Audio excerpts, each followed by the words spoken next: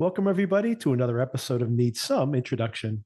I'm your host, Victor, and on this podcast, we're introducing all of you to something to watch and giving you a little companionship along the way, some insights, and hopefully some humor.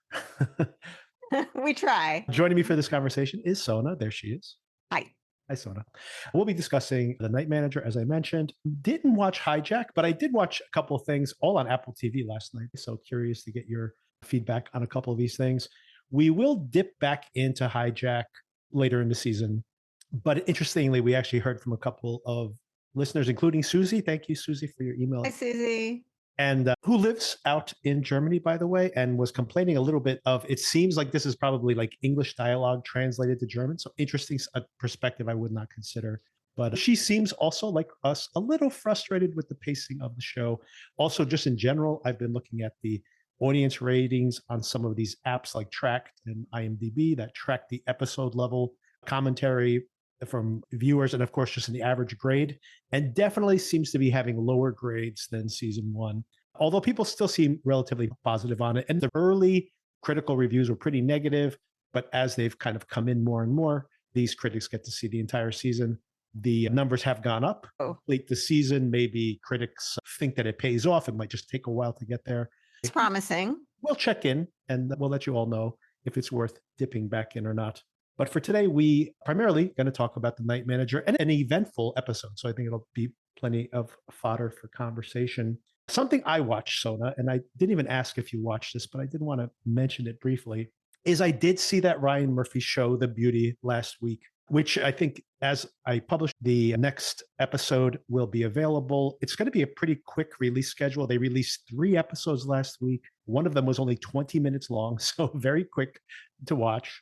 And I think we get 1 episode this week, but eventually, I think after this week, we get 2 episodes per week until the season completes. I don't know if I'm going to finish this season, but I do have, which is always the case with me and Ryan Murphy in general, to be honest. For real. But I was intrigued by the premiere. Did you guys watch any of this? No, I've turned against Ryan Murphy. I actually think he's very talented.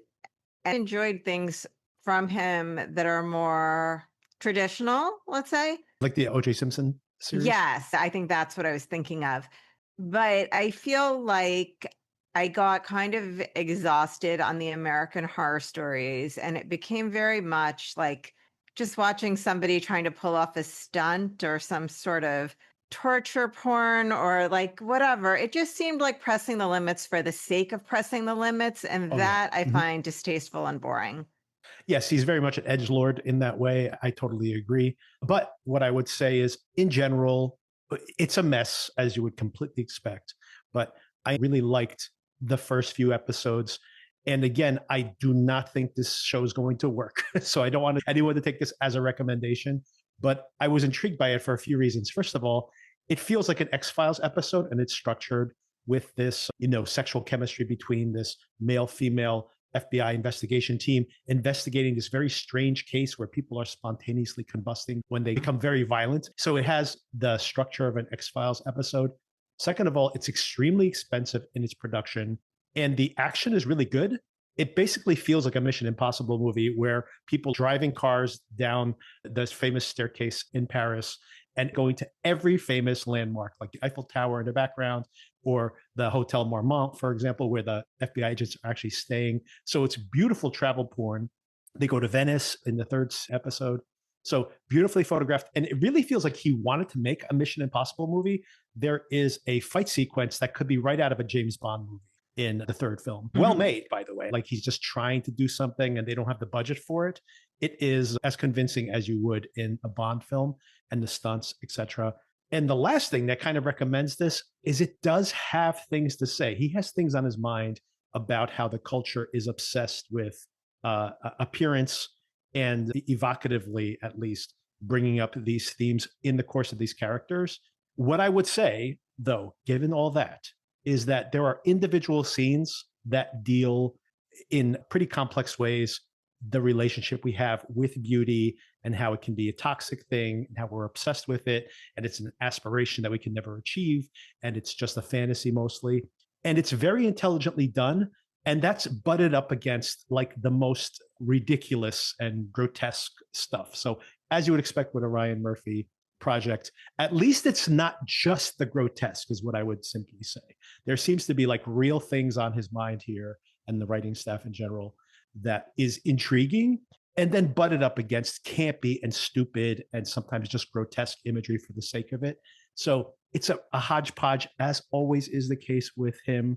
But the best aspects of it, like I said, the production quality, the locales they're shooting at, most of the performances, and some of the ideas it's tackling are pretty well done. And of course, mixed with very tedious and, over the top and ridiculous and his usual shtick. So it's a mix of the best possible aspects of his work and the worst possible aspects of the work. And I mean, it really depends on whether you can tolerate the bad to suss out the good. I was intrigued enough to try this episode, but my gut instinct is that I'm going to tire of this pretty quickly. I am intrigued to check out the fourth episode. I will at least give it a sample. But I mean, this is happening from moment to moment, by the way. In episode 3, I almost quit the show in the middle of the episode because I was so exhausted. And then like the thing that was irritating me actually had a very clever payoff. So I'm like, oh, okay. But my experience of it is I could really quit the show at any moment, which is, again, my general experience with the Ryan Murphy show. Yeah. Okay, and you did tell me that you finished His and Hers, and we'll save that for the end for anybody who has watched it. I did not recommend this because I didn't think the payoff was worth it, but I know this has been very popular, and I'm in the minority here, by the way. Many people in our friend group have watched this, and they've all recommended it to me, and I've been like, really? You guys like that? So where did you land on this, Sona? So let me explain to you the circumstances under which I watched His and Hers. I had decided last weekend that I was going to finish it. I had only seen the first episode. There was a snowstorm coming. It was frigidly cold, like perfect setup for a binge watch. And so that's what I did. Did I maybe drift away for some short cat naps during the time that I was binge watching this? Yes, I did. Do I feel like it affected my experience of watching this? No, I do not. So in that way of like kind of having it running while you're living your life and like kind of focusing on it, but kind of not, I think it's fine for that purpose. I did really focus on the last episode.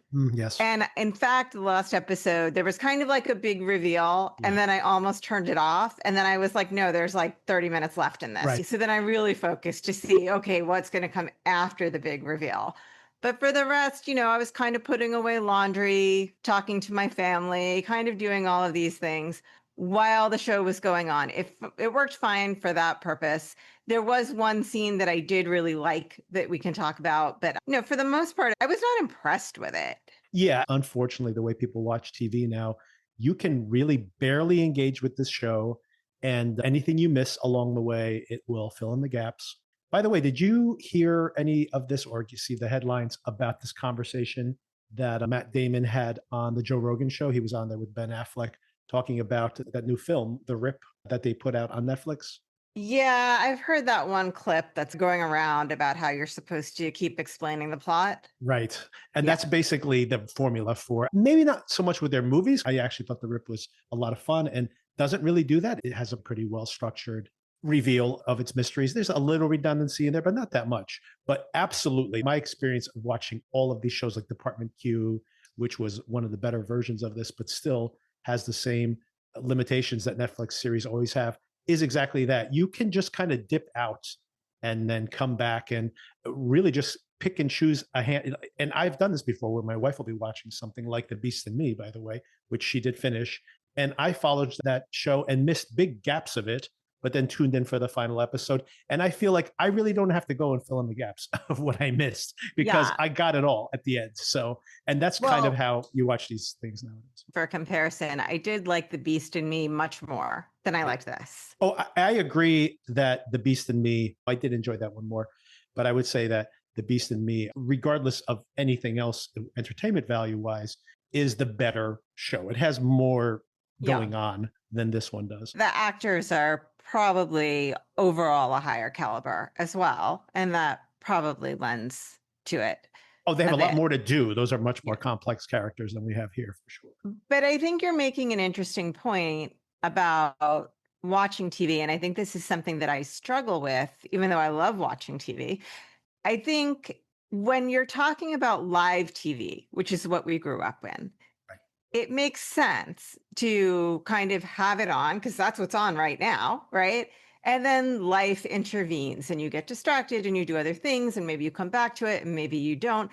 For me, like property shows are great for that, right? Like there's one called Beach Life or something Right. like that Yeah. that my husband and I will have on at least for a couple of hours every weekend. Oh, these people are moving to Mexico. These people are moving to St. Croix.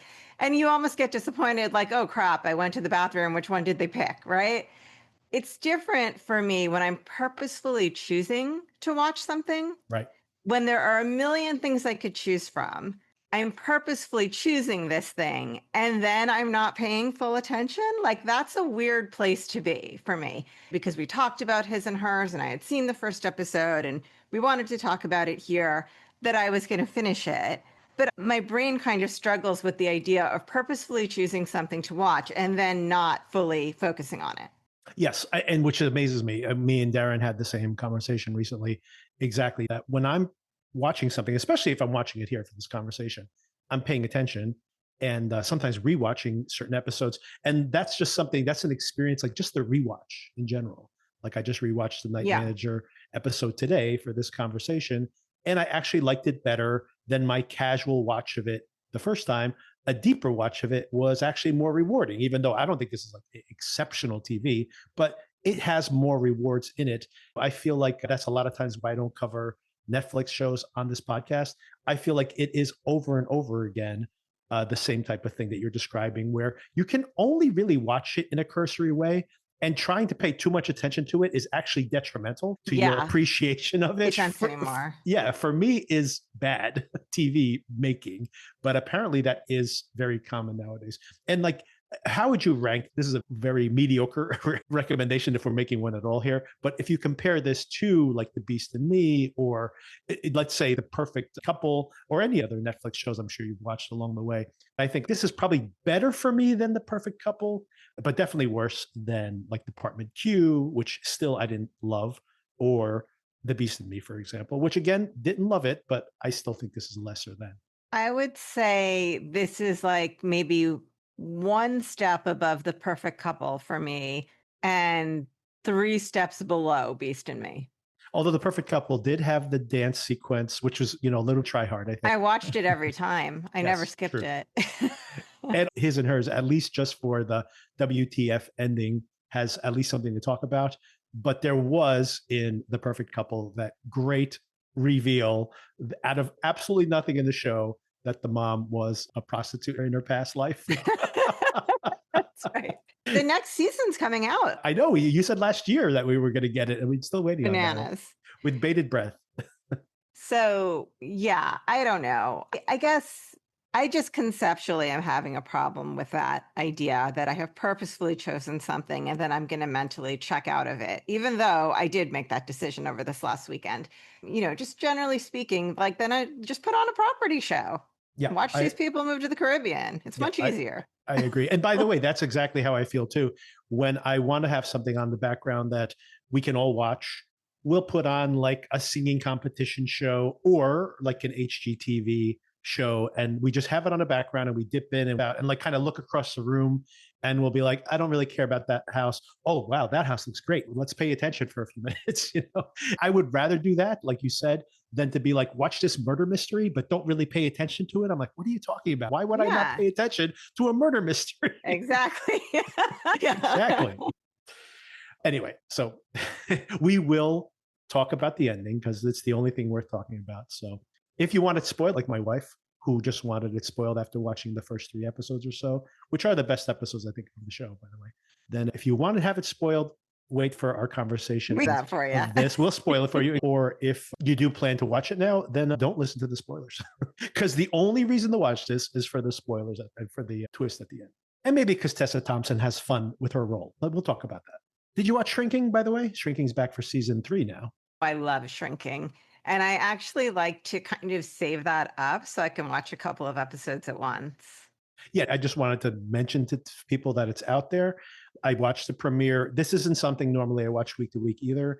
It is extremely low stakes in episode one. Mhm. Michael J. Fox premieres for the first time here. Oh, how nice. Yeah, very nice to see him Is back that like again. an explicit Parkinson's tie-in? It is. The Harrison Ford character meets him when he goes to see his Parkinson's doctor. So they basically commiserate over their current state in the disease. And Harrison Ford, at one point, when he gets back home, he says, I shouldn't be unhappy with where I am right now. But it's all about, Mhm. like, he knows he's on a journey to that. And it's him Yeah. dealing with that over the course. And everybody Yeah. has some kind of transition in their lives they're dealing with in this particular episode. The daughter is moving out, and she's dealing with, can she let go of her dad and the safety of being at home? The dad, of course, worried about her now that she's his only company, and maybe finally allowing himself to be in an actual adult romantic relationship again. So everybody's in that transition point in the show, but Mhm. it's extremely low stakes, I would say. So definitely something you could probably just store up to watch, but maybe we'll check in on it mid-season or something. Find it a fun show to watch while I eat lunch. It's like the perfect accompaniment. Okay, so let's start talking about Night Manager. And of course, if you do not watch The Night Manager, but still want to hear our his and hers spoilers, just check the show notes. I'll have timestamps in there, so you'll know where to jump around in the conversation. Okay, so Sona, episode 5. We're 1 week away from the finale. A lot to talk about in this episode. So I'm going to do the usual walking through the plot a little bit here. So we pick up immediately after the last episode. Of course, Pine had shot the person who's driving the car that Mhm. Roxanna's in. He's such a marksman, by the way. He misses most of his shots last week when he's in that field. First shot's perfect, shoots that guy right through the head, but then misses everything else after that point. But then again, when Roxanna's driving this car, kills the driver, but of course doesn't hurt anybody else in the car. Amazing. Yeah, an amazing shot when the plot requires it. Myra gets a call from Roper, and he's saying, Pine is here, he's not dead, and he's messing up all of our plans. By the way, Yeah. can we just return to our fax machine conversation from Yes. last week? I think that image not only came in over fax, but it was not even a plain paper fax. It was the kind with the roll of paper. Yes, but it's a laser. There's a very high quality image. Remember those printouts, like the old dot matrix printouts, when it was a photograph, but yeah. from like across the room, if you squinted, it would make but like up close, it was completely unreadable. But this is just to speak to the fact that the technology is much, much better now, of course. Yeah, just something I noticed when I was watching this time. Roper gets off the phone and starts to chastise Teddy right away. Teddy's opinion of this is all saying, like, I don't understand why you're freaking out so much. We have the money. Everything is actually going to plan. And Roper's response is that the plan was to make no mistakes. I like his little piece of dialogue here saying that this guy is not a Swiss banker. He doesn't play piccolo in a colliery band, whatever that means. By the way, I have no idea what that means. Colliery band came up a couple times. Yeah, I'm not sure. He's obsessed with this thing. And he says he's actually a British agent that has the ability to get information from people that they barely even knew they had. And people are susceptible to his charms. Are you susceptible, Teddy? Roper was, by the way, like, this is kind of striking a nerve because Roper, of course, has been seduced by this guy before. So maybe like father, like son. Tom Hiddleston's very charismatic. And very attractive, too. Meanwhile, Basil, I should say, as well, are trying to get Sally to leave with her fake identity. She looks at her passport, but she does not leave. While he's having this conversation, is being pursued. And he is smart enough to know he's about to get pinched and leaves the evidence behind for Olivia Colman's character. Would you have been able, are you smart enough, or is your spycraft strong enough to have understood where he's leaving the notebook? No. Me neither. She's just like, oh, I'll leave you a note, whatever. And I'm like, what does that mean? I'm not sure if I would have been like, oh, I know. He went into a stationery store and left them behind. And then how does she know exactly where to go to find the notepad? The subsequent events of this episode were so unfathomable to me that this is like barely in my memory, to be honest. It stuck out to me because I thought it was very clever and also impossible that she not only found it, but she like walks into the shop, makes a beeline for the notepads, pulls out the one she's looking for, doesn't rifle through all the notepads until she can recognize the one she wants, immediately pulls it out. And the shop owner didn't check what the guy was doing when he was there before. And she's just like, can I help you? Nope, no thank you, out the door. Maybe she was outside watching him the whole time. Maybe that actually is the only thing that makes sense, is that she was very nearby and so it. Meanwhile, Roxy and Pine have gone to her family home, I guess, right, where she grew up. It seems to be abandoned at this point. Nobody, I guess her mom doesn't live there anymore. But like no dust seems to have formed on anything. The maids still come and clean up. Maybe. I mean, conveniently got clothes in Tom Hiddleston's size. Yes. Is very strange. Where did that shirt come from that fits him perfectly? He does not, he's so lean and bald. He's not an average shaped person. Exactly. And the clothes fits him perfectly. Did he have the clothes sent there? Because it seems like they just showed up there. How is that shirt a perfect fit for him? And he just goes to the closet and pulls it out. And like they just settle in there. I don't know. It doesn't make any sense. She said no one has been in that house since she was 6 years old.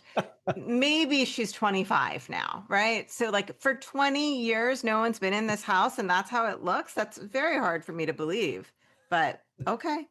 Yeah, that's not the most unfathomable part of this. No, it really isn't. And he basically tells her, and this is interesting, actually, this interaction. At first, he's telling her, you have to stay here. I don't have a team. There is no deal. So, of course, she feels betrayed. But, of course, he tells her as well, look, you betrayed me first. And now this kind of explains to a large extent how he has had this real antagonism towards her this whole entire time. Something that I had somehow forgotten over the course of watching this season of the show, that, of course, she got his team killed, right? So he should be mad about her. So that original sin obviously weighs on all of this. And then she tries to make a move on him. I need more. I don't want to get into explicits of what's going on here, but I need a little more understanding of what was actually happening, because is she like how do I say this? Was she forcing his hand, so to speak? Or was he into it and then decides like, oh, this is going too far? Because I didn't have enough information to read that. And I think we kind of have to understand that to know what she's going to do next. So I was a little confused by this. So, yeah. Okay, I have thoughts. Yes. All right. I have really defended this second season of this show as being a departure from the first season, but still good on its own merits for what it is. This scene was where I was like, you know what? Maybe everybody was right. Maybe we didn't need a second season of this. You and I have talked before about like, you didn't really see much chemistry between these two. I do see some chemistry between them, but I think they were going for something hot and steamy here, and it was not. Absolutely not. All. Yeah. Right. I mean, like somebody needed to slam somebody else against a wall or something for this to work, because this, like, I guess they're like groping each other, but the heavy breathing was like so over the top. Almost kissing, but not kissing. And then, you know, that kid's out there somewhere. Right. It just was all very unsexy to me. Like, why are they just exhaling on each other so heavily for like a minute straight? I don't know. None of this worked for me. Yeah. And I think part of the difficulty in reading this scene is exactly that. It just didn't work at all. And then because there's this lack of chemistry, that's where I get confused, because there is a way to read this where like they almost tore each other's clothes off and they're like, but we can't because, you know, there's some important things going on. And he had informants killed after he sleeps with them. So maybe he's like the toxic lover in some ways. I mean, yeah. I know the tension ratchets up everything, but like the specific situation they're in is now the time, guys. Right. You have some very pressing things that you need to address. But that's what's confusing about it. Yes, exactly that. Like they could have exposed this earlier instead of this moment where it's so high stakes. But then is she just making a move on him because this is a way to, you know, save her skin? Save her skin. All right. Yeah. You like my skin, don't you? Oh. But it's like a Hannibal Lecter situation. Exactly. Yeah. It's so confusing because he's already telling her that he is going to protect her. Stay here. It's the only way I can keep an eye on you. So she doesn't need to seduce him. Like you said, you can imagine them fighting with each other. Like, I hate you. And then it you know, boils over into something else. That would work as well. But the whole fact that they don't consummate it, one way you could read it is that he's like, I don't want to do this. Get away from me. And then she's like, oh, yeah, well, I'm going to turn on you. Right. So I don't understand the purpose of this scene. And it's not even like I don't understand its intentions and it's supposed to have like dual meaning or something. I just don't understand what they're trying to convey at all. It's just really confusing. I agree with you. There's a problem contextually. And I also think that even in a vacuum, it is very strange. So I think it should have been easy to have a sexy scene with these two. Like you had to try to fail, and they did. Exactly. I think her character is a big problem for this show in general. Yeah, I mean, she's still drop dead gorgeous, so she's enjoyable to watch, but yeah, there are some issues. Meanwhile, poor Basil, I've really loved Basil and Sally, these secondary characters. Oh, and the private investigator. These three secondary characters are my favorite characters on this show, to be honest. Basil is like the best actual spy here because he works so subtly. You think about how Pine is so overt with everything and gets himself identified constantly because he's always making a show of himself. Basil's so under the cover, no one sees him coming. And even here, as he faces his potential death, he still has a really good story where he's just like, I knew you were lying to me. I was just trying to get to the bottom of it. I didn't even know he was alive until you told me right now. Yes. So all of this to the very end, loyal to the end. And I loved all his scenes. And do you think he's dead? Do you think he's dead? That's what I was about to ask you. It's off camera. Yeah. So I guess we'll wait. Well, one episode left. We'll know soon enough. We'll have to know, right? Exactly. Or it could be like the button on the season where, they think he's dead in there. Could be. Pine calls Teddy because he wants to talk to Roper, and they meet on this rooftop restaurant. This is actually a good scene. These two have chemistry. Yes, I agree. This was a good scene. It like redeemed this episode to me because I was like, just like you, after that not sex scene, I was like, oh, what is happening over here? But there's another scene coming up where I return to that feeling. I know. All the main players, all the secondary players, I'm like rooting for them. All the main players, I'm like rolling my eyes constantly. I like Hiddleston a lot, and I just recommended how great he was in Life of Truck, a movie I didn't love this year, but he's terrific in it. And I love him as Loki. Anyway, fan of this actor in general. But I have to tell you that Hugh Laurie here in this scene at this table blew him out of the water. Yeah, I know what you mean. And this is where Laurie and where actors in general can elevate. We're talking about how Roxanna, I think the way she's written is a terrible character. So it's not her fault that the character is terrible, but sometimes an actor can basically transcend it, raise the quality. And a perfect example of that is Hugh Laurie's performance in this moment. So much of this can be like, how did he not see this coming? Why didn't he just like shoot him in the head right now and be done with this guy? And now you have to convince him that he's going to blow all this because he just has this fixation with this guy. And Laurie actually sells it, that he's like saying like, no, you're like me. I can see it in your eyes. Wants to like win over his soul. He wants to be like, your father failed you. The old school morality that he represented is wrong. And it's like this chip on his shoulder that he wants to prove to himself that he is right. And this could be so contrived, and you believe it, that this guy is this person who is constantly gambling and is so confident in himself that even after he's lost in the past, he's still going to try to prove himself right. And like I said, that's all in the performance. Because if this scene hadn't worked, this whole character with this whole season of the show would make no sense at all.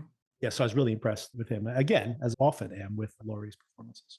Do you watch this show, Tehran, another spy show on Apple TV? No, although I know he's in it. He's in it now. That's why I was going to ask. Yeah. While we were sitting here, I just got an alert on my phone that the new episode of Tehran is available. There you go. The phone is listening to our conversation. Always.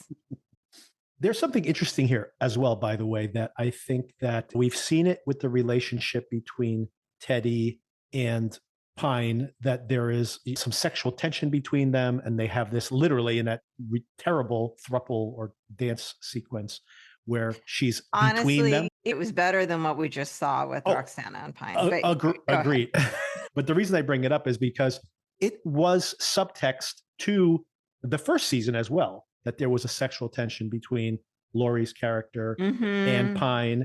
And there was this woman that became like a sexual surrogate between them.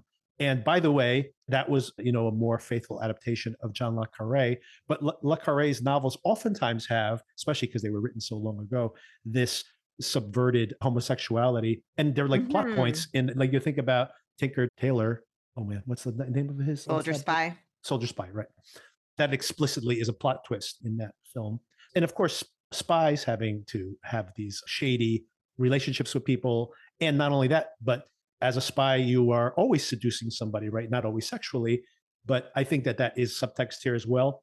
And once again, the reason that I think this scene works is because you see that dynamic between them where Roper, to a large extent, was seduced by this Hmm. idealization of this young guy who is maybe what he sees himself as when he was younger. And he's like, I can Yeah. turn him, I can align him with me.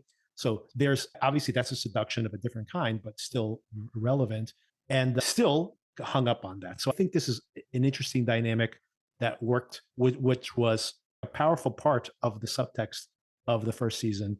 And like I said, I think it's been much more clumsy in trying to push those buttons in this season of the show, but it works here. It works when the two of them are together.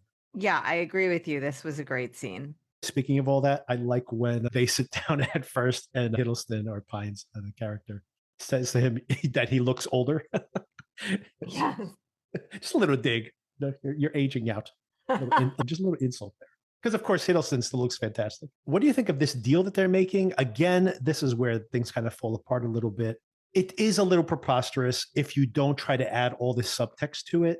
Pine is there, risking his life, knowing that he could die at that very moment, to be like, you're going to turn yourself in with this threat that if you don't pay your money back, that these assassins are going to come and get you. When he's like, yes, potentially his captors, his previous captors, would track him down, but he probably knows he has some time, and he's still connected to the UK government, so there could be always another deal. So it seems a little bit empty, as does the other one, where he's just going to be like, I'm going to get Pine to turn. I'm going to give you $50 million. I do like Pine's retort to that, though, where he says, even when you're laying on a slab, you're lying. So it's like, why would I believe a word, even if you're Yeah. trying to Mm. convince me that this is a legitimate offer you're making to me? Why would I believe a word you say? But it seems like overall this worked for you. You don't think it's too contrived dynamic Sure. like the movie Heat? This kind of Right. It face was to all face, building to this. right? And yeah, but like I said, I think to enjoy this show, you do have to kind of just go along with it to some extent, although I did meet my limits in this episode.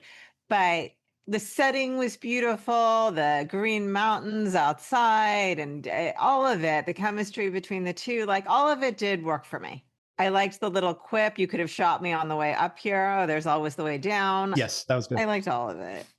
And by the way, to your point, of course, when you watch spy shows, I mean, The Agency, for example, a much more realistic version of this Mhm. show. But you think about like a James Bond film and like how completely, Over the top. how many times does the villain, oftentimes across multiple films, let Bond live because he wants to torture Yes. him or he wants to win him over. I want you to see what I'm going to do.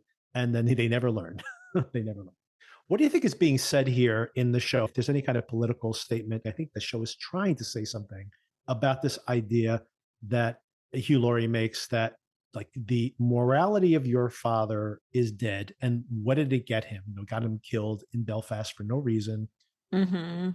And he's saying, again, trying to prove himself right, that my morality is winning, that I'm an ascendancy, that only money matters and only power. I do think that they're trying to make a point politically that we live in those times now. But I think that is a little empty commentary to be making when you consider the actual colonial history of these territories. So I mean, whether you think about South America, for example, Venezuela, perfect example. Think about the history of Venezuela and Colombia. So it's hasn't it always been this way? So the idea that there was in the past things were like morally true, and the UK government would have never been involved in something like this. Now it's just about money. I'm like, I don't know. I think these type of things happen maybe much more frequently back in the day when we probably had less transparency. What a deep question. I do think we as the general public know so much more than we ever knew before, just because the nature of the world has changed with the internet and availability of information. I also think that people often justify their need for money and power as having a moral reasoning behind it. But in history, people will often say the reason that certain people need to be in power is because it is morally right for those people to be in power, right? Don't you think? Or if it's the, lesser evil or something sometimes as well. Yeah. And I guess we don't really understand the rationale for the UK government to be involved in this deal. So a better version of the show would have a little more clarity on all these things, I think. Yeah, that's a fair point. And then the conversation wraps up. I like when Pine is like, tomorrow, I'm going to call you on this phone. You're going to turn yourself in. Roper rolls his eyes. And I'm like, yeah, I rolled my eyes too. Like, sure. Yeah, just wait for that phone call. And then he escapes from this situation, goes down to the bottom of the hill. On the way out, he assumes he's being followed. That PI, this guy's really got above and beyond of duty, by the way. He is waiting there for him and has set up things for him to escape. For the time being, Yeah, did he just jump into two strangers' car? What happened there? no, I think the other guy set it up. So he's like sitting in between them. I think he's more suspicious that this tall white guy sitting in the back of this car is probably very easy to spot, but we'll I forgive the see. show for I that. know you just said that, but I didn't make the connection when I watched it. But he had sunglasses on. Who could recognize him? So, yes. I'm happy he could fit through that window. I know, right? He is very narrow, Good guy. very tall, but very narrow. You're right. He's very narrow hips. True. And then I think this is the other scene you were talking about that didn't work that well. Then he calls up Teddy and he's like, hey, I need you to meet me where we met before. When Teddy gets there, there's a computer. I did laugh at this scene. I'm like, playing the PC that's sitting there in the rocks. Luckily, didn't get washed away by a rogue wave or anything. The water crashing on the rocks right there. I pictured if this was more realistic, he would have the computer up to his ear being like, what is it saying? Do you have a transcription? I cannot hear. And of course, this is the other funny thing. We already speculated on this in our last conversation that, that recording is definitely going to get played for Teddy. Of course it is. And I already knew the pull quotes that they were going to have out of there, saying that he wasn't a real son, that he only has this other son, that they'll dispose of him when they need to. It's so funny that you, in your mind, knew exactly the edits that were going to get played for him. Obviously, this is a very silly scene. And then he hugs it out. He just hugs it out. He just drew the line. Needed his dad's love. Yeah, I actually was okay with the laptop on the beach, despite the logistical issues. But the fighting / hugging / sobbing, I mean... You can't just text them the audio files? Like, what is all this? It's very hard to buy that somebody would do this to anybody, but that Teddy specifically would be able to process all of those emotions so quickly. Right. Yes. And wouldn't just turn around and fly off the handle and shoot him. We're watching the stages of grief go by in 3-second increments. Exactly. It's insane. So yeah, this was the other point of the episode that for me was you got to be kidding me here. Just like that other scene, who is thinking this is a good scene? You could have come up behind him with a gun out and said, you have to listen to this and play the audio off your phone. To have him sit there and then with his back to you and let his guard down and listen to these audio files all the way through and then spin around and just trust that he's not going to shoot you. And then you calm him down just by giving him a big hug. I'm like, what is going on? Yeah. This is really silly. That scene wraps up with Pine telling Teddy that Roper treated him like a dog. And in the very next scene, Roper finds the listening device on his dogs and realizes my affection for these dogs is my weakness. So I have to go and shoot them all. After he loved the dogs, obviously kills them in cold blood. And we get a mildly suspenseful escape for the PI. I don't know if Laurie is actually giving feedback on the... he has written and directed in the past, by the way, Hugh Laurie himself. So I wonder if he read the script and he says, that's not how this would play out. I almost feel that way because he heightens those scenes. Like when he finds the listening device and then he keeps playing along like he didn't find it. And then he says, well, what would be the range? And the guy's like, well, this is kind of something you just buy at a supermarket. So it can't be that far. And then he sets the guys out. He should have sent them out much more quietly, by the way, for this. Yeah. It was a suspenseful scene, though. Yeah. And I have to say, this PI who was just found randomly, it seems like, Yes. Yep. he's really down for whatever. Yeah. He's gotten way above and beyond the call of Yeah. duty at this point when he walks in randomly to his office because he's just a guy on the street that he can walk to from his hotel. That he's just saying, your wife cheated on you. When are you going to pay me? That's basically just the, run of the mill film noir type PI who's snapping photos of people who are cheating on each other. Now involved in this international plot.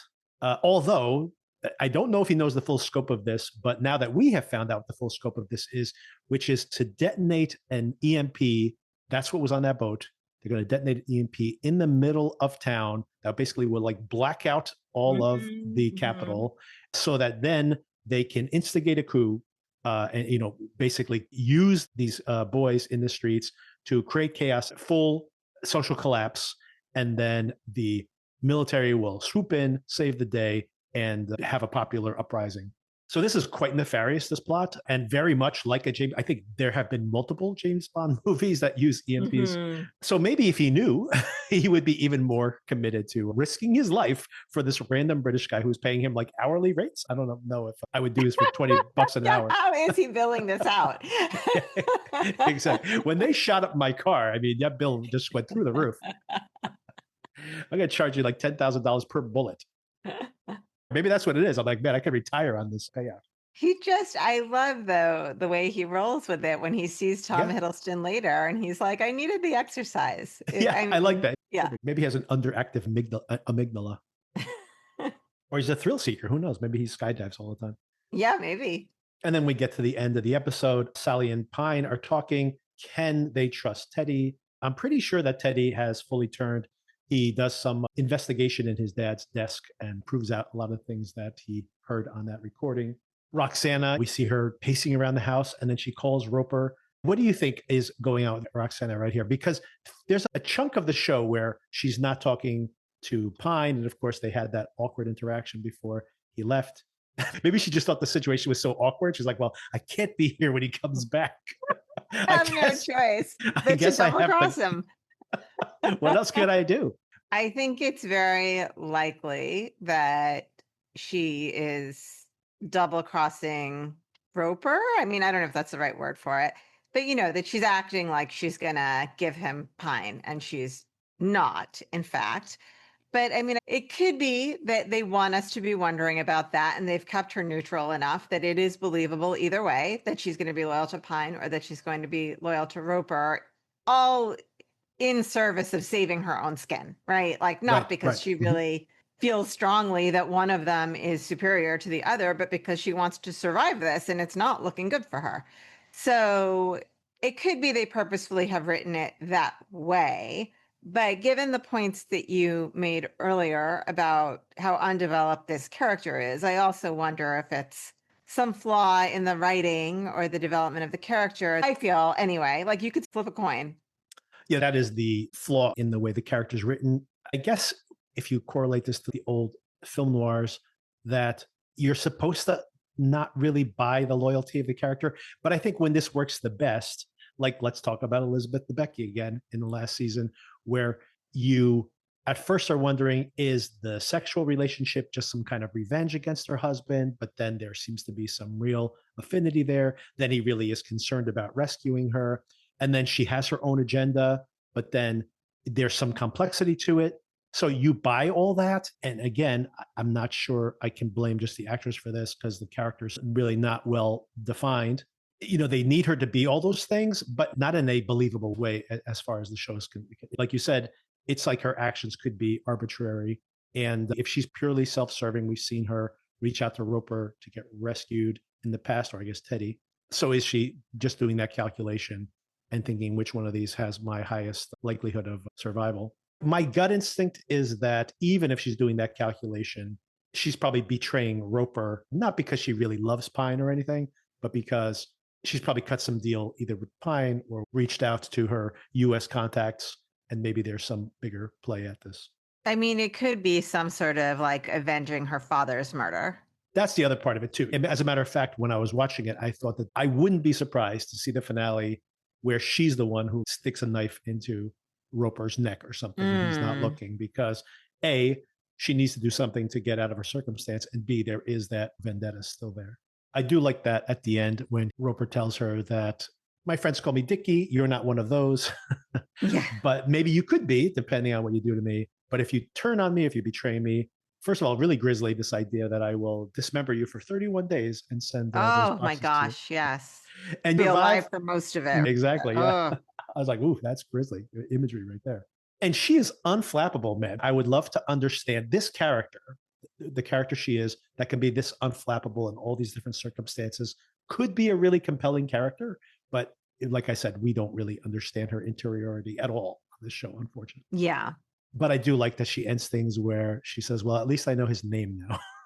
Send me Christopher Pine. Oh, one more thing I want to bring up. I skipped this scene, but towards the end also, we see the scene where supposedly Basil gets killed in that safe house in London. I laughed out loud. The agent that comes in to kill him, and he just walks in there and kind of just does this like shrug emoji face, going like, what are you going to do? I got to shoot you in the face. But maybe he doesn't. But I just love you're going to walk in. You're assuming that this is like your assassin showing up. And the reaction is walk in and kind of be like, eh. Well, interesting choice by that actor. An interesting choice that's the take you used for the show. And of course, I don't think he's actually dead. Maybe this guy is a buddy of his, or maybe he's uncomfortable with realizing what's actually going on here and finds it gets him out of there in some other way and just makes it look like they followed orders. Do you have any kind of end game you want here? I actually would love to see the show end in a way where Pine still has access to this hidden $300 million account. The UK government doesn't want to expose it because they were involved with these transactions. Obviously, Roper can't access this, or he would have already accessed it previously. And imagine Pine out in the wild as a do-gooder against evil machinations of maybe the UK government itself. He's this freelancer, has this little team, right? He could have Sally with him. Maybe this PI comes along. I mean, he seems to be very good at what he does. Basil, if he's not dead, of course, in there as well. So they can be on the lam with their fake IDs and this cash in tow. And I'd like to see that as the next season of this show, although I think that's not going to happen. Do you have any kind of outcome you prefer? I want Roper to survive this season. Do you think he will? That's a good question, actually. I have to assume that he will survive because they shot the 2 seasons together. Yeah. So they probably wanted, and Coleman as well, so busy. So I assume they wanted to shoot all their scenes all at once. And Hiddleston, of course, also very busy. Right. So I assume they shot them all together. So they wanted to keep the gang all together. I think that they'll at least survive for part of the season. And another reason I want them is because, like I said, every time they're on screen together, the show is a better version of itself. It elevates. So, yeah. So. Were you done talking about the episode, by the way? Yeah. There is one more thing I wanted to bring up and ask you about. What did you think about the scene with Teddy reuniting with his sister? I felt that was melodramatic as well, but it worked for me much better than the beach scene. Oh, absolutely. Yeah, I agree. I actually had that on my notes, but I forgot to bring it up. You have this manipulation that Pine is doing. I think it adds something interesting to Pine, that he sees himself as a do-gooder, but he is willing to use his leverage in that way and includes reuniting with his sister. You see that Pine is manipulating him for a good cause, for a righteous cause.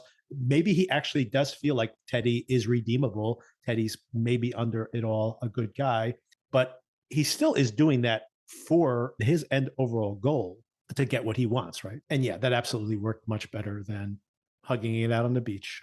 Yeah, I'm optimistic for Teddy's future. Stop being a mass murderer, serial killer, whatever he is. Yeah, he's killed a lot of people, and they could kill many more if the thing detonates, of course. All right, so we will see where it all lands next week. Very curious, of course, to see what the stakes are for the 3rd season. No official release date for the 3rd season yet, but I would assume, considering how they shot it at this rate. And the show, from what I've heard, has been solidly successful by primes. I think if they roll this out by the end of the year, let's say in the fall or something, it'll probably be better for them to release it sooner rather than having it lost in the shuffle another year from now. Okay, so we'll know next week how that all wraps up. If you're here only for that conversation, feel free to drop out. Sona and I now are going to discuss the twist at the end of His and Hers. So if you've watched that very, very popular Netflix show, feel free to listen to our conversation. Otherwise, we'll talk to you next week. All right, Sona. So his and hers. I actually liked the first 3 episodes of this show. I thought the pilot was intriguing. And the first 3 episodes really continue this focus of this couple trying to hide things from each other. And especially the Tessa Thompson character, how she is in many ways, as this journalist, potentially going to, she knows that her husband was there. So as her investigation continues, I don't think she actually believes that he's the murderer. And yet, as she keeps uncovering these facts, is potentially pinning this on him. So all of that dynamic and that complexity of their marital relationship is interesting, but really only the focus of the first 3 episodes. And of the 2 performances, by the way, I like Tessa Thompson. I like John Barenthal in general, but I felt like Oh, he was who being doesn't from The Bear? Yeah. right. And I've seen him in many other things as well. But he seems just very much playing John Barenthal without giving. It's not one of my favorite performances of his. I very much like the Tessa Thompson character. My favorite thing about her, by the way, in this performance is every time she's on camera, that the way she speaks on TV is completely different than the way she speaks in character. And I love that she's like, so prepped for being in front of the camera that she does this like, newscaster voice, which I thought was very funny. And then things go kind of off the rails. And I knew it was going to happen pretty early on, maybe episode 2 or 3. They start showing us these flashbacks to her and these girls she hung out with in school. And I'm like, oh, this is going to be about that, isn't it? Yeah. And all the girls who are getting killed off were these girls that she went to school with. So as you're watching the show, where were you at, like, as far as both of those things, like the kind of the exploration of the interpersonal relationship and, of course, this hidden history that she has as well? Yeah, I think the setup was intriguing in the first episode that you find out they were both there the night that this first woman was killed. You hadn't mentioned this, but I'm just going to say the Asian representation in this cast was very nice. Oh, yeah. Having the The South partner. Asian Mhm. detective and the East Asian friend. So I liked that. It's not something that I mean, we see it more and more, but it still surprised me. Like, it's not super typical. So the diversity overall of this cast was really nice with Tessa Thompson and then the 2 Asian characters. So I enjoyed that. I did think once we got the high school flashbacks that it was going to be something that related to that. And when you see the one girl who is not the same kind of type as the others, and you get worried about like the uncomfortable bullying stuff, like uncomfortable for me to watch is what I mean. That's going to come out and it's going to be something that is unpleasant for me personally as a viewer. So I didn't love that. I did like the little thing about the friendship bracelet theme, though. Like, I thought Yeah. that was a good detail of the murders. I liked the mystery of the daughter that had passed away and what happened to her, but I feel like that got really backloaded, like into the last few episodes. The story of what happened to the daughter, like, I wish they had kind of balanced that out a little bit more. But I did really like, probably my favorite scene between the 2 main actors here was when they were talking about what happened to their daughter. And I felt that was actually very well acted. Yeah. And I found it very compelling. Like, I couldn't look away from the screen when she was describing what had happened that night. However, kind of a parallel to The Night Manager, the way it ended with like sexy time was a bit, to me, Yes.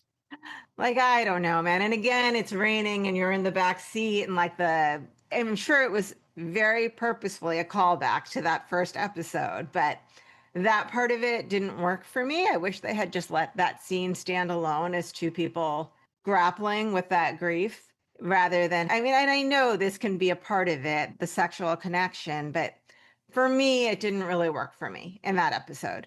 So, yeah, those are my overall thoughts of everything leading up to the last episode. And I also liked how capable Detective Patel was. Her first name was maybe Priya. I liked how competent she was in trying to get to the bottom of things, even though her boss was kind of trying to misdirect her a lot of the time. Yeah, I really liked her until the ending where She's a sharpshooter. yes, indeed. And also that she becomes so erratic. She's like, seems to be really on the ball in this investigation and then becomes completely unhinged towards the end, which of course is all there to build up some kind of suspense that what's going to happen in the final moments. She's now suddenly onto the John Barenthal characters, the cover up that he's been setting up here, only to make it look like he is potentially like in her crosshairs accidentally. And of course, simultaneously, his wife is about to potentially die because she's getting in the way of the investigation. So they use her in a very awkward way at the very end. But until then, I agree. I loved her being the sharper investigator and that he's coached her and like seen that she has this innate ability as an investigator. And then like he's constantly undermining her. And she's just like, well, that's a weird turn of events. And not wanting to fully accept the fact that he's probably involved or hiding things from her. So all that was, I thought she was a great character until the plot has to get silly towards the end. I didn't really like that. And then we get to the first big twist. Okay, so we're going to give this away now, everybody. If you're still listening, just drop off. The first big twist, and this really, at first, I was like, oh, and then I was like, what?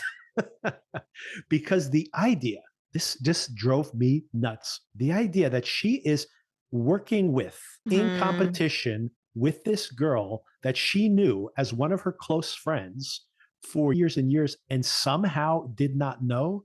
And I had this conversation with some of my friends who were saying like, oh, but look, she looks so different because you cast a different actress. I'm not talking about in the show and the casting in the show. I'm saying that we have all known people that have changed physically, look so different. They dyed their hair. Maybe they had a little bit of plastic surgery. Maybe they lost weight.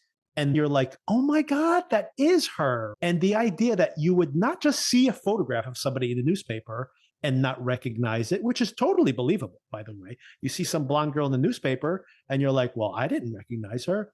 But that you would work with this person intimately for years and not know that that's who she is absolutely insane to me. Absolutely insane.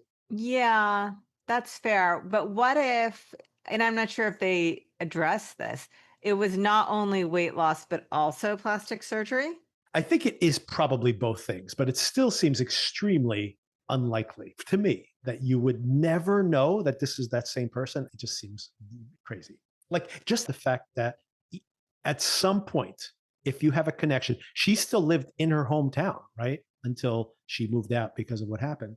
Yeah. The idea that like no one in town would be like, that girl you hung out with? She got really hot, Right. She's the anchor on the network you work on. Like that. My point is that unless she disappeared for 10 years and no one knew who she was, but she didn't, like she has this continuity of biography. People knew her. People knew that she ran in marathons. She married this other guy, this videographer at your news station. It's all just nuts. And then, of course, to put their thumb on the scale to not only make her so that we don't feel bad when she gets killed, that she's also a murderer. As a teenager, she murdered her sister, right? Right. Which, once again, I mean, not like actively murdered, but sabotaged the inhaler. Did she give the sister the asthma attack? I don't think so. Well, no, but she did empty out the inhaler intentionally, knowing that, they basically said that she was going to have an asthma attack given whatever the pollen in the air or something. Right. And then she emptied it out. It's an awful thing regardless. Go ahead. I don't know. Well, I mean, it's manslaughter minimally. I don't think she sat down there like, I definitely want her to die today. But someday. she didn't seem to mind if that was the outcome, especially out on a boat, right? Like, if you imagine she's just going on a date and you empty their inhaler, then at some point you could get to an ER. Right, exactly. Going out on a boat seems to be very intentionally like, I want her to have an asthma attack and not have recourse. Right. So that's, pretty vicious. So yeah, we set her up as this monstrous person just so that we have extra credence that she's the killer.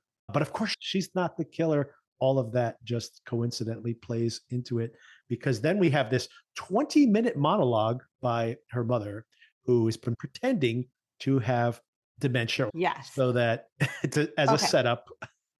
So wait, yeah, go ahead. As a setup, which is its own bananas thing. The letter. Yes. Why now for the letter?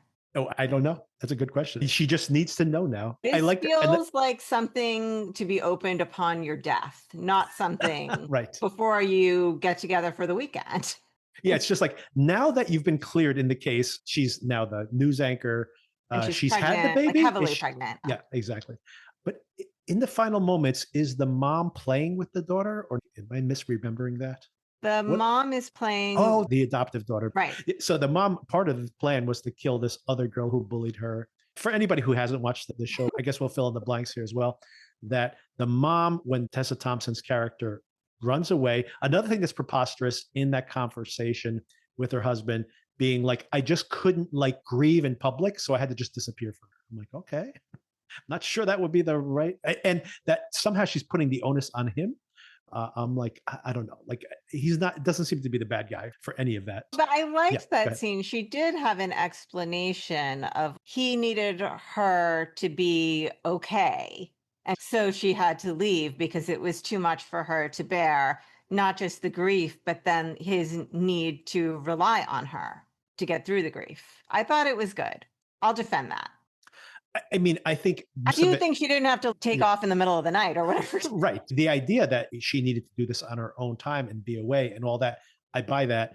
More of the this is irrational. I mean, this guy just lost his child and now his wife has vanished off the face of the earth. I mean, how is that? That's Yeah, just I extremely agree with that callous. part. If she Yeah. just told him, I need my space Right. and went away and don't try to contact me, I'm not going to tell you where I am. And he's texting her every once in a while and she's just like, I'm okay, I just need to be alone. But to just, that's it, just, I don't respond to your texts, I just disappear off the face of the earth in the middle of the night. He's been abandoned twice, like it's pretty crazy.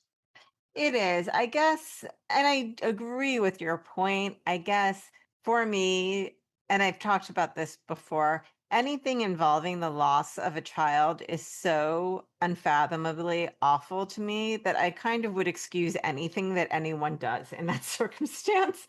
So it's kind of like, if that's what you felt you needed to do, okay. It just seems So, strange that they have it set up that way because the show would operate the same way if they were estranged, period. And that's it. She had just run off and was living in the Midwest and never called him back. But that's the least of it, honestly. So, but yeah, so now the mom has found out in the meantime, when she's been gone this year, has been looking at all these tapes that she had recorded and saved.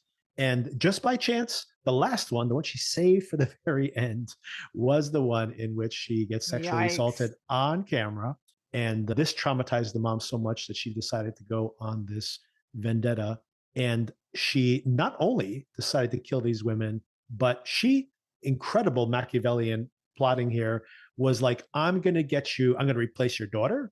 I'm going, because this other woman who only bullied you also is a bad mom. So let's get rid of her. I'm going to get you that job you missed out on because this other girl, who, by the way, the mom knew who she was. So somehow her daughter doesn't know, but her mom knew that Yeah. she is, responsible for this as well. Well, okay, let's back up to her not recognizing the lady. Yeah. This might be a detail that I missed because I watched it in such a lackadaisical way. I know that Anna worked with the camera guy. Right. Maybe she was brought in only once Anna went missing. They were competing for the position for the anchor role. So I don't think she just showed up All right. after the fact. Sorry. Although maybe my timeline's a little off. Maybe she didn't know her that well. And then while she was gone for a year, that the girl climbed the ranks. So maybe that would excuse it a little bit more, that she doesn't know her as well. And Yeah, maybe they've maybe only she had a like the on the handful. scene reporter at Yeah, the time that right, Anna right, was the anchor.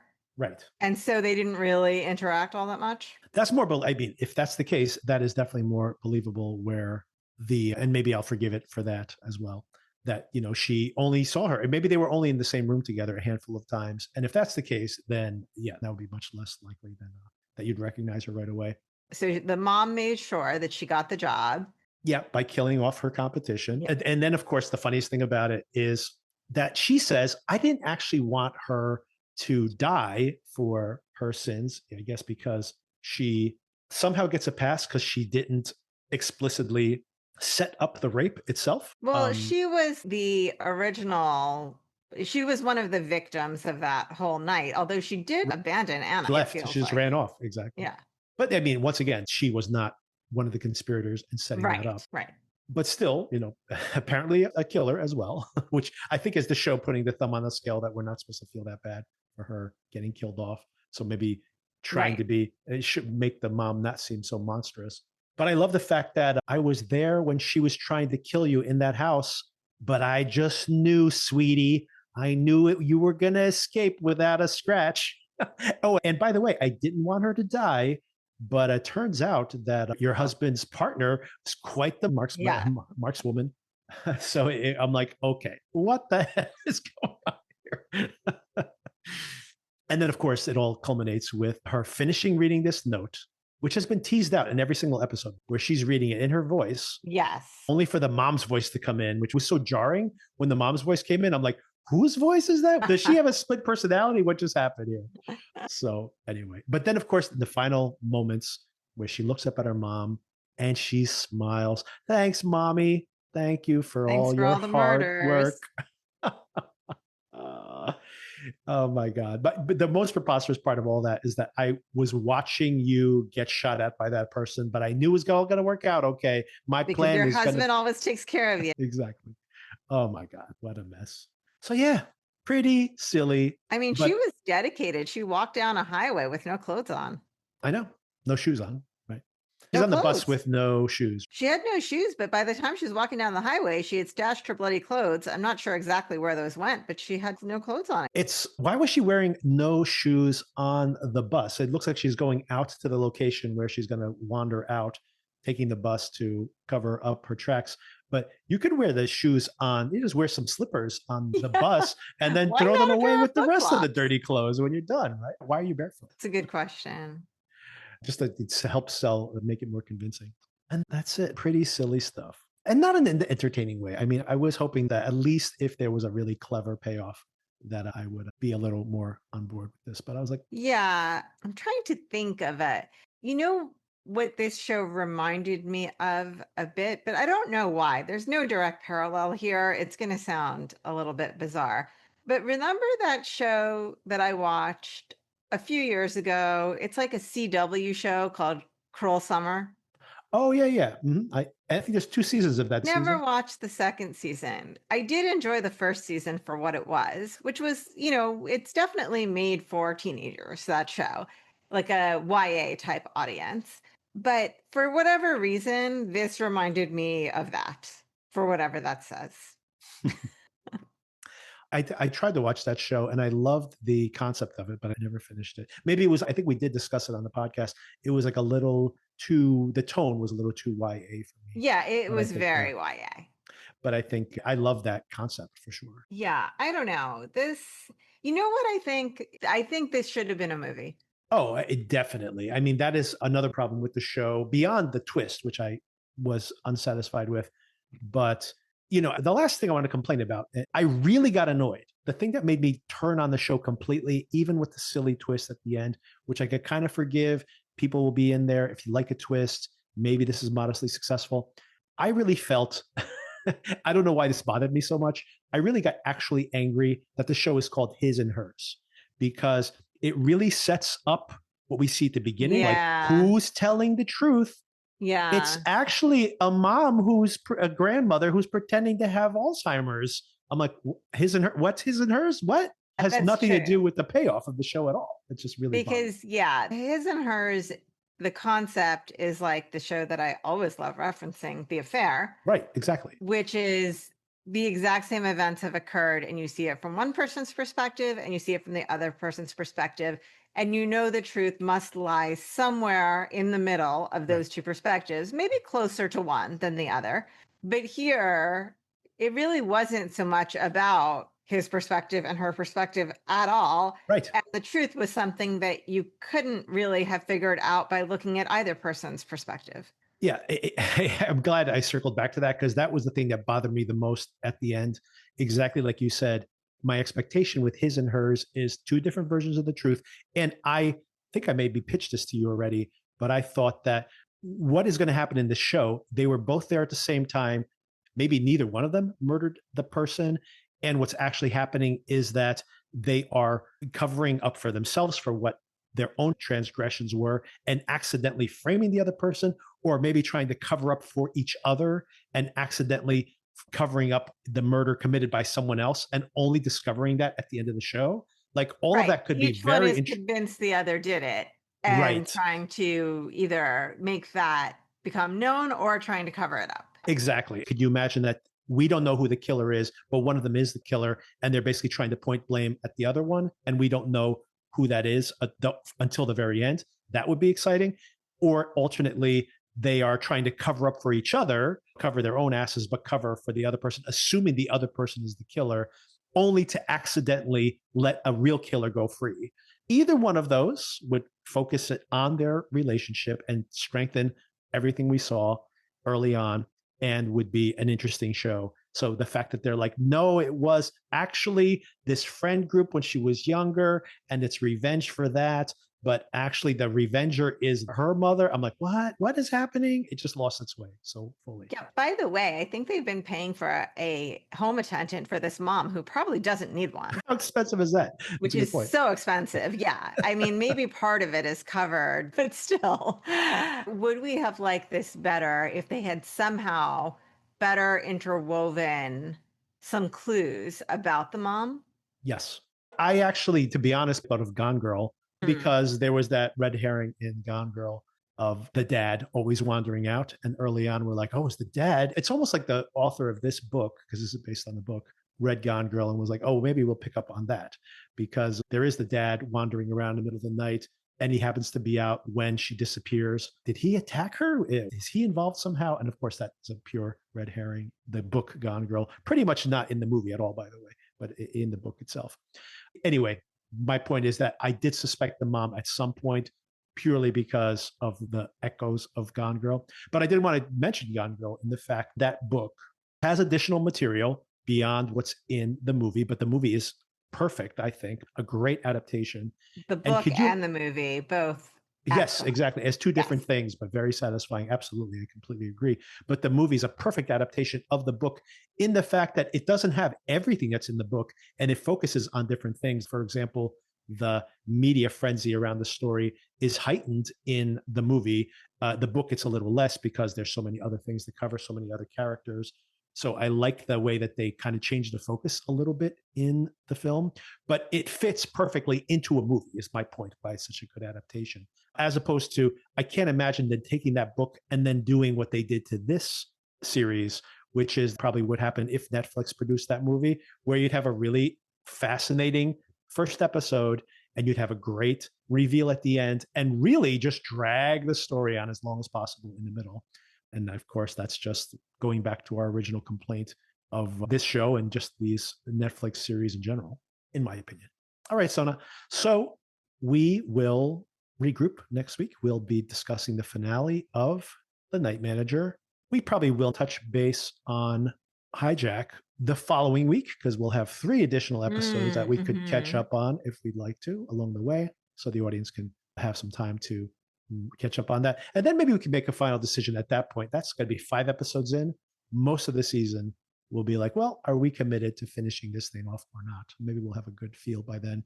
Oh, one more thing I want to mention to you, Sona, is I know you wanted to watch Rose Byrne in If I Had Feet, I'd Kick You. If I had legs, I'd kick you. That it's premiering on HBO Max this Friday. So you could check that out too, and we can discuss it briefly in the following episode. And of course, Rose Byrne did indeed get that Academy Award nomination. Great performance. I'm excited to see it, but it also feels like something very heavy that I have to be in the right mood to see. What do you think, having seen it? It's honestly, I don't want to watch it again because it's so stress-inducing, but it's also comedic. That's the other thing.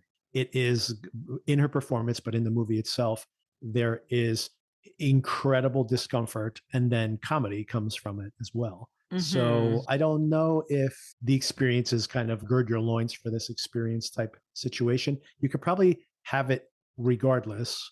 And the other thing I would say too is, even if you just watch half an hour of it, you'll immediately appreciate the incredible performance that she's giving, even if you want to opt out at that point. But I don't think you will. No, I don't think I would want to. It just seems like the type of thing that I'm going to have to be in the right frame of mind to watch. Yeah. I heard it was stressful, but had no idea what I was in for. And I just watched it without, like, some films, it's like a 3.5-hour film in Polish or something. When am I going to watch this movie? I really have to schedule it in my media consumption calendar. But this one, I'm just going to watch this. I like Rose Byrne, and it went down so easy, and it's not super long or anything. but man, it is stressful, really Yeah. stressful. And I think like as a parent, I mentioned this in our mini review I did, it's just so incredible the way that the situations are the mundane circumstances. It's not the insane circumstances that are like nails on a chalkboard. It's those little mundane things that as a parent you have dealt with that you can only imagine like 10 of those things happening at once. You want to tear your hair out. Mhm. And that's the experience of the movie. you know, but not the whole way through. I want to be clear that the tension's always there, but it's modulated. And then there's comedy in there. And of course, you're always just incredibly admiring of her performance the whole way through, just literally shocked at the quality of her performance. It's just so, not that she was not capable of it, but it's just, such an amazing tour de force. The camera is like right in her face. You see the movie, that's part of the tension in it. She's driving. We don't see her looking out the car.